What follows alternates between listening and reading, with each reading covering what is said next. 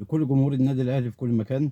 السلام عليكم ورحمه الله وبركاته. الفيديو ده فيه نصيحه لجماهير النادي الاهلي وفضيحه في 100 عقبه ورساله لميدو وجمهور نادي الزمالك.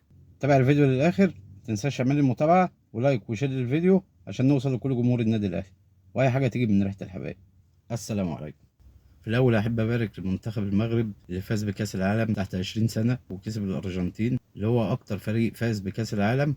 المغرب فاز عليه، وده الفرق ما بين المدرب المذاكر اللي دارس واللي عامل نفسه نبيه. تحيه كبيره لكل جمهور النادي الاهلي العظيم في كل مكان. متنساش تعمل لي متابعه وتشوف الفيديو للاخر. اول حاجه هتكلم فيها في الفيديو دوت رساله لجمهور النادي الاهلي. فكك من اللي بيعمله جمهور نادي الزمالك والاعلام بتاعهم وان هو بيساوي نفسه بيك انت كنادي عظيم، وهو دلوقتي بيدور على اللي يتبرع له عشان يطلع من ازمته دي. انا عن نفسي ما بقتش اتكلم مع اي حد زملكاوي، واي حد لما يجي يتكلم معايا اقول له لما تبقى بطولاتك نص بطولاتي يبقى اتكلم معايا. تاني حاجه، كابتن خالد الغندور واللي بيعمله في الاعلام والدور اللي بيلعبه دايما عشان يقلل من قيمه النادي الاهلي. انا مش هرد على كابتن خالد الغندور، سماك والراجل ده الزملكاوي قال ايه عليه. اسمع كده. هتمشي هيركب مع اللي بعدك. سهلة، الدنيا بسيطة. زي ما القزم فطوطة القزم بيعمل.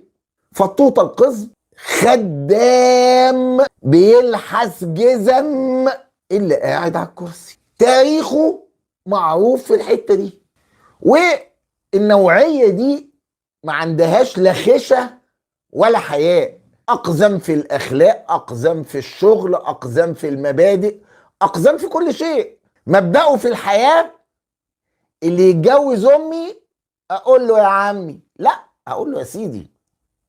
طالما هقبض أقول له إيه يا سيدي.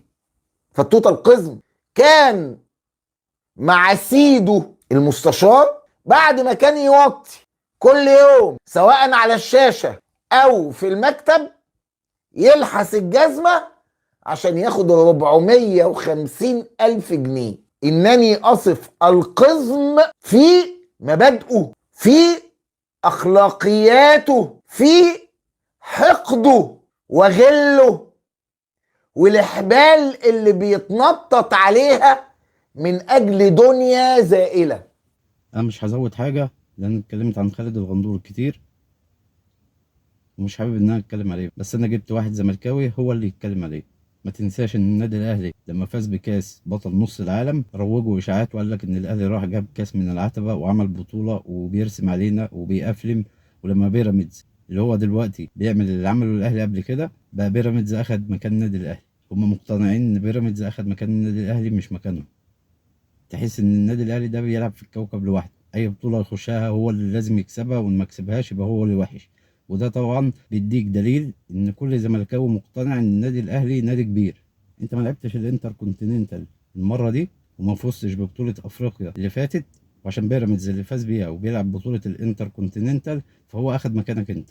طبعا اي كلام بيقولوه، لان هو مش فارق ان بيراميدز اخد مكانهم ولا ما خدش مكانهم، لان بيراميدز دلوقتي خلاهم يقولوا هو اخد مكان النادي الاهلي. واحده واحده هتلاقي جمهور نادي الزمالك بقى هو جمهور بيراميدز، واحده واحده مش هتلاقي نادي الزمالك اساسا. انا بالنسبه لي بعتبره زي اي فريق في الدوري. وطبعا الجمهور اللي كان حاضر الكونفدراليه وقاعد يشتم في صالح سليم دول ما يتردش عليهم لانهم مرضى اساسا. يا ريت يبقى في حزم اكتر من كده عشان الكره المصريه مش ناقصه عتا. الرساله التانيه اللي هوجهها للكابتن ميدو. فين الشيكات يا ميدو؟ الشيكات فين يا ميدو؟ لغايه دلوقتي كابتن احمد حسام ميدو ما ردش على المشجعين بتوعه وقال لهم الشيكات راحت فين. طبعا كلنا فاكرين ان احمد حسام ميدو لما طلع بتصريح كده وقال لك انه معاه شيكات مفتوحه وعنده استعداد يتعاقد مع اي حد من النادي الاهلي. طبعا كله ضحك على الدهون، والزملكاويه مش شايفين النادي الاهلي بس عشان يشبع احقاد مدفون عنده بقالها سنين. دلوقتي نيجي للفضيحه اللي في 100 عقبه واللي هيحكيها لنا وليد صلاح عبد اللطيف. اسمع كده قال ايه. في قطاع الناشئين 2007 2012 فلوس بتدفع 500,000 جنيه اتدفعت عشان يتأيدوا ما عندهمش فكره واتدفع 500,000 جنيه والفيديوهات موجوده معايا على التليفون ده كده. خلاص ما هو مش والله ما عشان اهي بس عشان الصوت. معلش هاخد بس عشان خاطر الناس تصدقنا. الصوت بس عشان الصوت. اقسمت عليا الطلاق هكتب لك دلوقتي شيك يا خلاص علشان لو ليا حاجه ما تفتكر مصطفى يونس لما طلع وقال ان في انديه كبيره تاخد فلوس من الشباب عشان تخليهم يلعبوا في الفريق، وتقال ان هو كان يقصد الاهلي من الزملكاويه، والراجل طلع بعد كده وقال انا مش قصدي النادي الاهلي، ما هو الزمالك نادي كبير والاسماعيلي نادي كبير والاتحاد نادي كبير، وانتوا ليه مستصغرين نفسكم؟ ادي واحد اهو، وشاهد شاهد من اهلها ومع التسجيلات. طبعا ده مش كلامي، ده كلامه هو. الفضيحه الثانيه اللي قالها تامر عبد الحميد لما رئيس نادي الزمالك حسين لبيب اتقال ان هو اتبرع ب 2500 دولار. ال 2500 دولار دول دخلوا النادي قرض حسن. فاهم يعني ايه قرض حسن؟ فضيحه تانية، اخد من رجل اعمال من احدى المحلات على سور النادي كام مليون كده قرض حسن، وما زالت فضائح ميت عقبه تستمر. اللي هو رئيس نادي الزمالك مستخسر ان هو يتبرع للنادي. سمعنا ان المستشار مرتضى منصور كان بيتبرع للنادي من فلوسه، غير الفلوس اللي كان بتكتب ان هو دفعها من معاه. كان بيتبرع بفلوس مش هترجع له تاني. لكن نسمع ان رئيس نادي اتبرع للنادي ب 2500 دولار، بعدين نفاجئ ان هم كتبوا قرض حسن. ده راجل محب للنادي الزمالك، ده الراجل اللي قال لو المركب اتخرمت انا هعرف اسوقها. المركب بتغرق، نادي الزمالك بيغرق، نادي الزمالك عليه ديون من طوب الارض.